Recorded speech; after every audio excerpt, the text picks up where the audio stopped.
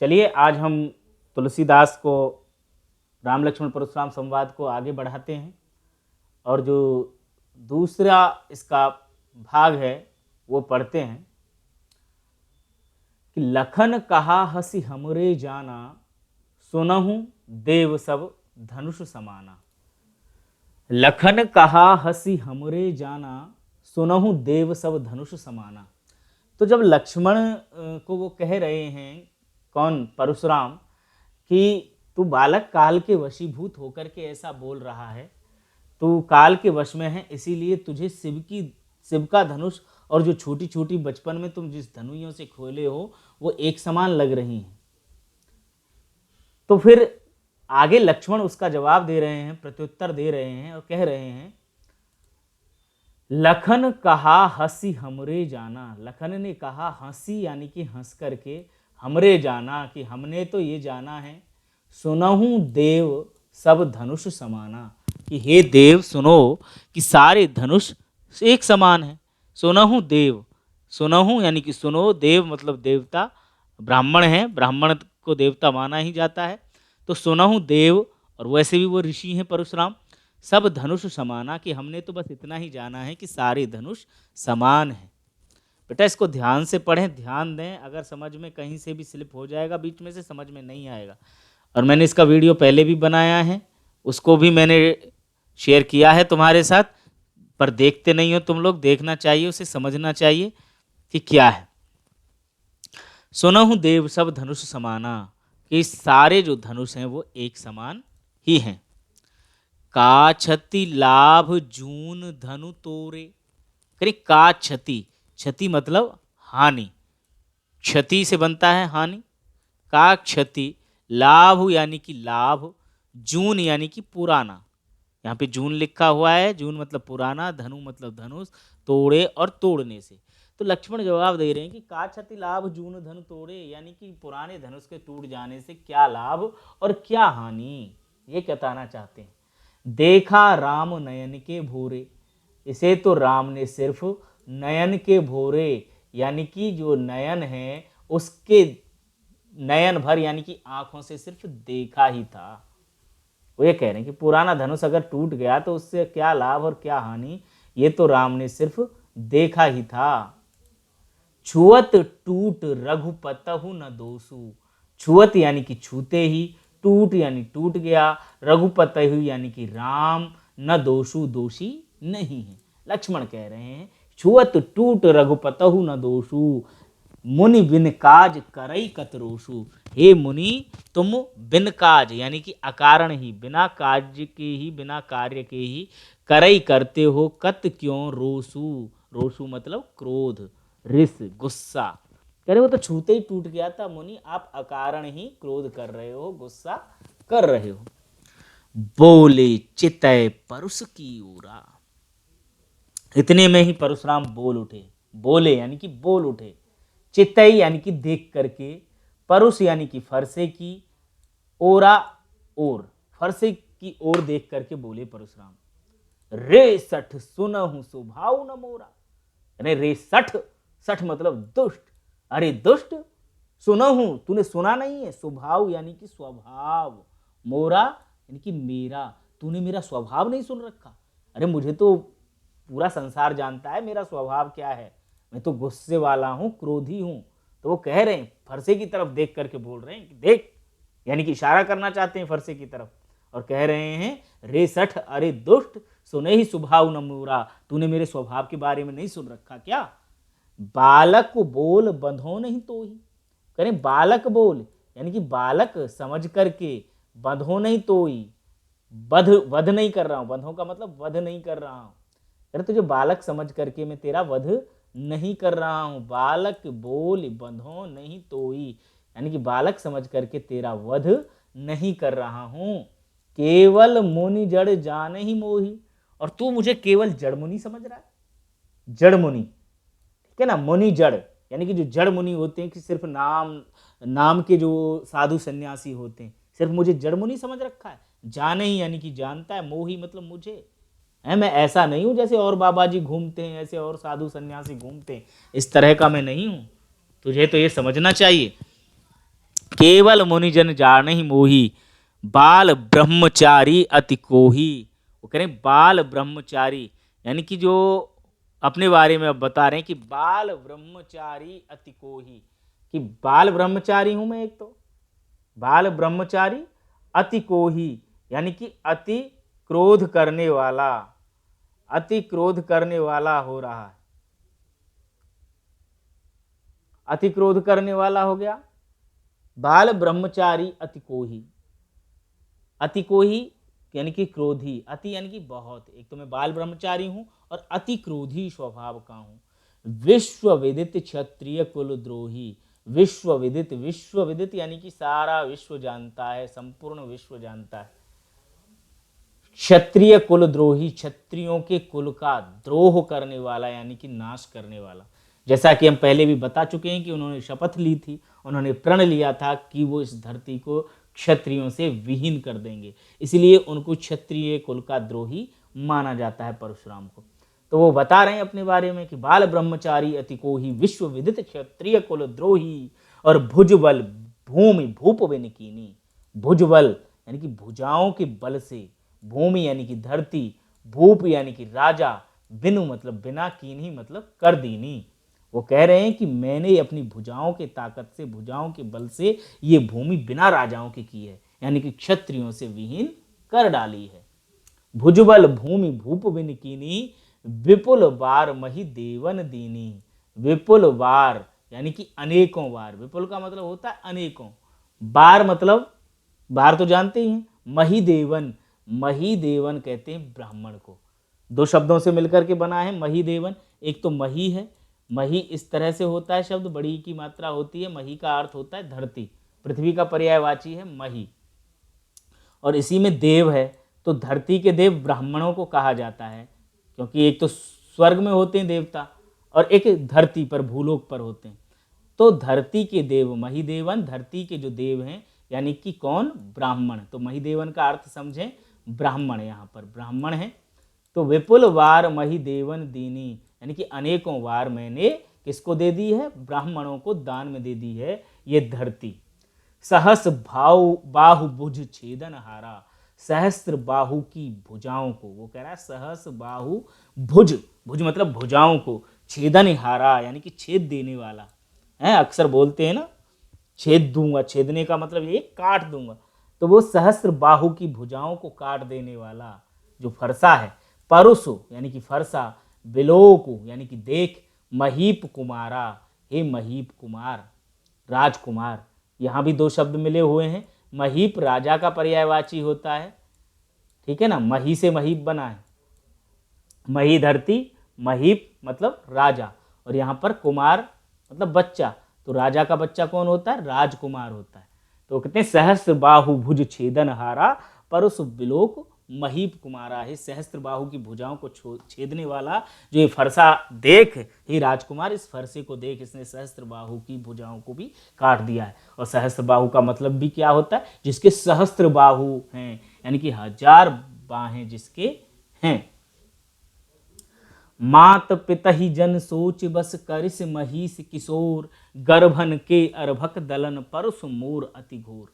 करें मात पितहि जन सोच बस, अब वो कह रहे हैं कि माता और जो पिता हैं तुम्हारे वो सोच बस सोच करेंगे, करस करेंगे महीस किशोर, ये महीप कुमार का ही पर्यायवाची है महीस किशोर, क्योंकि महीस भी राजा को कहा जाता है और किशोर मतलब बच्चा यानी कि राजकुमार कहना चाहता है।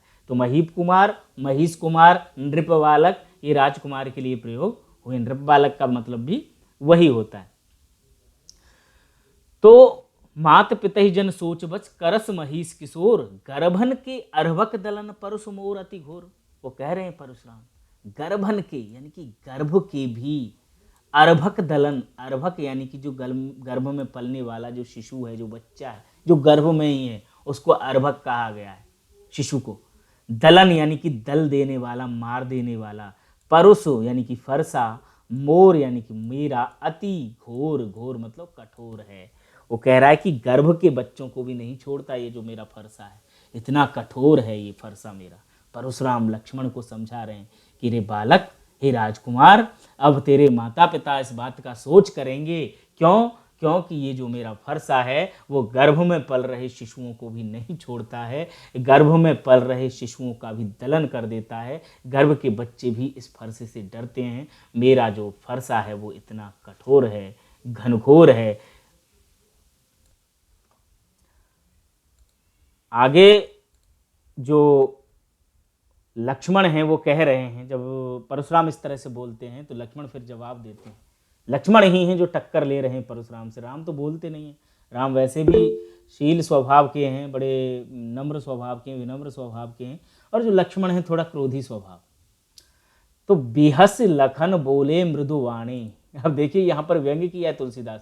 बिहस यानी कि हंस करके, लखन यानी कि लक्ष्मण बोले मृदुवाणी। देखिए इसको ध्यान से सुनिए, मृदुवाणी बोले। जब हम इसको पढ़ेंगे तो पता चलेगा कि वास्तव में वो मृदुवाणी थी क्या जो तुलसीदास कह रहे हैं। मृदुवाणी, मृदु तो कहती कोमल, मुलायम जो बोलता है, जो मीठा बोलता है उसको मृदु, वाणी मतलब वाणी। तो बिहस लखन बोले मृदुवाणी, यानी कि जो लक्ष्मण हैं वो हंस करके मृदुवाणी बोलते हैं। क्या मृदुवाणी है वो समझो। अहो मुनीषु महाभटमानी। अहो ओहो मुनीष, मुनि आप तो महाभट यानी कि महान योद्धा हो, मानी और मान जिनका होता है, जिनका सम्मान होता। अरे महाराज, अरे मुझे तो पता ही नहीं था, आप तो बहुत बड़े योद्धा हो, हे मुनि आप तो स्वाभिमानी हो, आपका तो मान है, सम्मान है। इस तरह से बोल रहा है लक्ष्मण। और फिर क्या लक्ष्मण कह रहा है आगे, पुनि पुनि मोहि दिखाव कुठारो। पुनि पुनि यानी कि बार बार, मोही यानी कि मुझे, दिखाव दिखा रहे हो, कुठारू मतलब फरसा, कुठार जो कुल्हाड़ा होता है, करे तुम बार बार मुझे कुठार दिखा रहे हो। चहत उड़ावन फूंक पहाड़ू। चहत यानी कि चाहते हो, उड़ावन यानी कि उड़ाना, फूंक मतलब फूंक से, पहाड़ू मतलब पहाड़। करे तुम बार बार मुझे ये कुठार दिखा करके फूंक से पहाड़ उड़ाना चाहते हो। ये लक्ष्मण जवाब दे रहा है मुनि परशुराम को। करे आप फूंक से पहाड़ उड़ाना चाहते हो, मुझे ऐसे ही समझ रखा है सिर्फ। यहाँ कुम्हड़ बतिया को नाही। कह रहे यहाँ, यहाँ मतलब यहाँ कुम्हड़बतिया, एक कुम्हड़बतिया एक फल होता है, कद्दू की तरह होता है। तो यहाँ कुम्हड़बतिया को नाही, यहाँ पर कोई भी कुम्हड़बतिया नहीं है। जे तर्जनी देख मर जाए। तर्जनी जो हमारी छोटी उंगली होती है, सबसे छोटी, उसको तर्जनी बोला जाता है। कि जो तर्जनी यानी कि छोटी उंगली देख करके मर जाए, यानी कि सिर्फ ऐसा कहा जाता है कि जो कुम्हड़बतिया है वो मर जाता है, जो उसका फल होता है कुम्हड़बतिया का, वो तर्जनी उंगली से मर जाता है। यानी कि कोई भी उंगली उसके पास में ले करके जाएं तो वो कुम्हला जाता है। छुई मुई का भी कहते हैं, ऐसा पेड़ होता है कि उसके पास में ले करके जाते हैं तो वो मुरझा जाता है। तो ऐसा ही एक फल है कुम्हड़बतिया जो होता है। उस समय की बात है, अब की देखा तो मैंने भी नहीं है, तुम में से भी शायद किसी ने ना देखा हो, तुम्हारे माता पिता ने किसी ने देखा हो तो देखा हो, पर ये तब की बात है जब राम लक्ष्मण के समय की, जब तुलसीदास हुए थे तो तुलसीदास ने देखा होगा कुम्हड़बतिया फल, तो इसलिए उन्होंने लिखा है कि यहाँ कुम्हड़बतिया को नाही, कि यहाँ पर कोई कुम्हड़बतिया नहीं है जो तर्जनी देख मर जाए, जो तर्जनी देख करके मर जाए। देख कुठार सरासन पाना। अब वो कह रहे हैं लक्ष्मण कि देख यानी कि देख करके, कुठार यानी कि फरसा, सरासर यानी कि धनुष, और बाणा मतलब बाण। करें ये जो कुठार और जो बाण है ना तुम्हारे धनुष बाण, उन्हीं को देख करके मैं कछु कहा सहित अभिमाना, मैंने कुछ अभिमान के साथ में कहा है। यानी कि वैसे जो ऐरे गहरे और इस तरह के जो लगते हैं ना, तो उनसे तो मैं बात ही नहीं करता, मैं तो इसलिए कुछ कह दिया क्योंकि तुम्हारे पास जो थे वो कुठार था, सरासन और जो धनुष बाण थे, यानी कि मुझे लगा कि कोई बराबर का टक्कर लेने वाला है, इसीलिए मैंने कुछ कह दिया। भृगुसुत समझ जनेऊ बिलोकी। भृगुसुत, भृगु के सुत यानी कि भृगु के पुत्र, समझ यानी कि समझ करके, जनेऊ बिलोकी और जनेऊ को देख करके।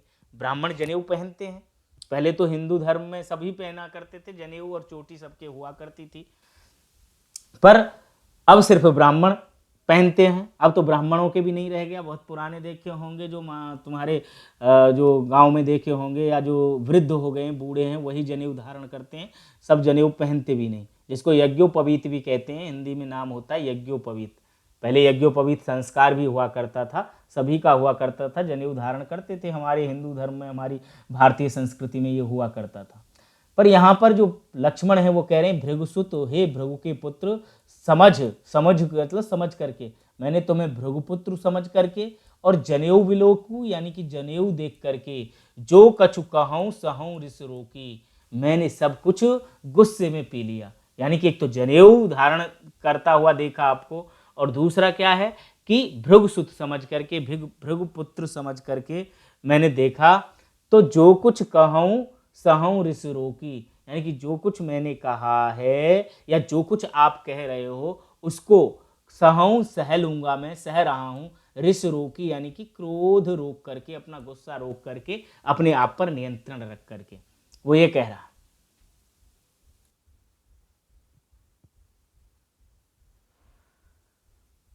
सुर महिसुर हरिजन और गाई, हमरे कुल इन पर न सुराई।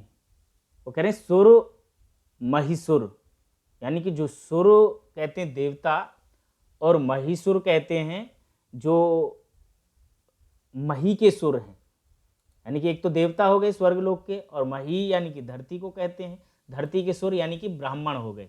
एक देवता हो गए सुर, महिसुर यानी कि ब्राह्मण। हरिजन, हरिजन कौन होता है?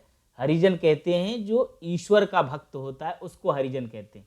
आजकल जो हमने जो प्रचलन में ले लिया है, जो बोलते हैं कि हम हरिजन, जिनको बोलते हैं कि एक जाति विशेष को हम संबोधित करते हैं, उस हरिजन की बात नहीं कर रहे हैं। ये हरिजन की बात कर रहे हैं कि हरि यानी कि ईश्वर, जन मतलब आदमी, जो ईश्वर का आदमी है, जो ईश्वर का भक्त है, उसकी बात कर रहे हैं। अरु गाई, अरु मतलब और, गाई मतलब गाय। वो कह रहा है कि एक तो देवता, एक ब्राह्मण, एक ईश्वर का भक्त और गाय, चार उसने नाम गिना दिए। किसने? लक्ष्मण ने। हमरे कुल इन पर न सुराई, हमरे कुल पर यानी कि हमारा जो कुल है, हमारा जो कुटुंब है, हमारा जो परिवार है, जो क्षत्रिय वंश है, इन पर न सुराई, इन पर सुराई मतलब वीरता नहीं दिखाते, यानी कि देवताओं पर वो आक्रमण नहीं करते, देवताओं को नहीं मारते, महिषुर यानी कि ब्राह्मणों को, हरिजन यानी कि ईश्वर के भक्तों को, और गाय यानी कि गाय, इन पर हमारे कुल में वीरता नहीं दिखाते हैं, ये लक्ष्मण कह रहे हैं। क्यों? क्योंकि बधें पाप अपकीरति हारें। बधें मतलब इनको मारने पर पाप लगता है, और अपकीरति हारें, अपकीर्ति होती है। अपकीर्ति मतलब अपमान होता है कि किसको मारा? उसको मारा। हम कई बार कह देते हैं ना, एक तरह से ये भी कह देते हैं कि उसको मार दे बेटा, मुझे मार के दिखा, गरीब को तो सब मार देते हैं, ये वो, मतलब इस तरह से कहना चाह रहे हैं लक्ष्मण कुछ कि सुर महिषुर हरिजन और गाई, हमरे कुल इन पर न सुराई, कि हमारे कुल में इन पर वीरता नहीं दिखाई जाती। बंधें पाप अपकीरति हारें, बंधें पाप यानी कि इनको वध करने पर, इनको मारने पर पाप लगता है और अपकीर्ति होती है। मारत हूँ पापरें तुम्हारे, मारत हूँ यानी कि आप ही मार दो, पापरें यानी कि पैर, परई पड़ता हूँ तुम्हारे, तुम्हारे पैर पड़ रहा हूँ। तो कह रहे हैं कि आप ही मार दो, मैं तो नहीं मार सकता, मैं नहीं दिखा सकता, क्योंकि हमारे कुल में इस तरह का वो है नहीं, हम वीरता नहीं दिखाते इन लोगों पर, इसीलिए मैं आपके पैर पड़ रहा हूँ, आप ही मार दो, आप ही कर दो कुछ, जो भी कुछ करना है। कोटि कुलिस सम वचन तुम्हारा, कोटि यानी कि करोड़ों, कुलिस कहते हैं वज्र के समान।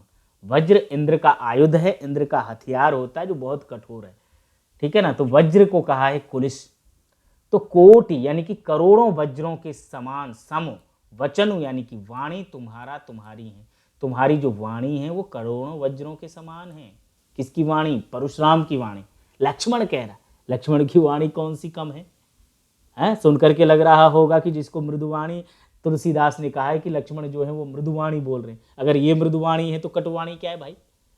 तो सब एक दूसरे पर आक्षेप कर रहे हैं, आरोप प्रत्यारोप लगा रहे हैं, और लक्ष्मण कह रहे हैं कि कोटि कुलिस सम वचन तुम्हारा, कि करोड़ों वज्रों के समान तो तुम्हारा वचन है। व्यर्थ धरऊ धनुवान कुठारा, तुम तो व्यर्थ में ही धरऊ धारण करते हो, धनुवान कुठारा, धनुष वाण और कुठार धारण करते हो, यानी कि कोई तो तुम्हारी वाणी से ही मर जाए, तुम्हारे वचनों से ही मर जाए। कहते हैं ना गोली का घाव भर जाता है पर बोली का नहीं भरता, तो ऐसा ही कुछ अर्थ कहना चाहते हैं लक्ष्मण कि कोटि कुलिस सम वचन तुम्हारा, कि करोड़ों वज्रों के समान तुम्हारा वचन है। व्यर्थ धरऊ धनुवान कुठारा, तुम तो व्यर्थ में ही धनुष वाण और कुठार धारण करते फिरते हो, कोई तुम्हारे वचनों से ही मर जाए कोई व्यक्ति। और यहाँ पर फिर कह रहे हैं कि जो विलो की अनुचित कहीं छवि महामुनि धीर सुनि सुरोष भृगुवंश मुनि बोले गिरा गंभीर। जो विलो की यानी कि जो भी देख रहे थे ये सब कुछ, यानी कि जो वाद विवाद हो रहा था, इसको सभा में बहुत से लोग थे, गुरु विश्वामित्र थे और भी राजा महाराजा आए हुए थे, सब जो थे राजकुमार आए हुए थे। तो जो विलो की यानी कि जो भी देख रहे थे, जिसने भी देखा अनुचित कहूँ, सब ने अनुचित कहा कि भाई ये जो भी हो रहा है बहुत ज़्यादा बात बढ़ रही है, लड़ाई बढ़ने वाली है, तो ये अनुचित है सब। और फिर कहा कि क्षमहु महामुनि धीर, क्षमहु मतलब क्षमा कर दो हे महामुनि, आप धीर हो गंभीर हो। धीर गंभीर का मतलब जो सहन कर लेता है सब कुछ, जो धैर्य धारण करता है, उसको धीर पुरुष कहा जाता है। तो वो कह रहे हैं यहाँ पर कि जो विलो की अनुचित कहूँ, जिसने भी देखा सब इसको अनुचित कह रहे हैं और कह रहे हैं कि हे मुनि आप धैर्य धारण करो और इसको क्षमा कर दो। और सुनी सरोष भृगुवंश मुनि, सुनी यानी कि सुन करके, सरोष यानी कि क्रोध के साथ में, क्रोध, जो क्रोध, सरोष, रोष कहते हैं क्रोध को, सरोष मतलब क्रोध के साथ में, भृगुवंश मणि, भृगुवंश की मणि, भृगुवंश किसका? परशुराम का, क्योंकि वो भृगुवंश में हुए थे। तो भृगुवंश मणि का मतलब हो गया यहाँ पे परशुराम। तो परशुराम है यहाँ पर, परशुराम इसका मतलब है बोले गिरा गंभीर। तो जो गिरा यानी कि वाणी, गंभीर यानी कि गंभीर स्वर में बोले, यानी कि जितने भी लोग थे वो वहाँ पर कह रहे थे कि सब इसको क्षमा कर दो। और जो विश्वामित्र थे वो भी उनको कह रहे थे कि क्षमा कर दो, ये बच्चे हैं। और इस तरह से जब सब ये कहने लगे कि इनको माफ़ कर दो, तो यह सुनकर के जो भृगुवंश मणि हैं यानी कि परशुराम हैं, वो गंभीर स्वर में बोले। क्या बोले? जो भी बोले वो हम कल पढ़ेंगे।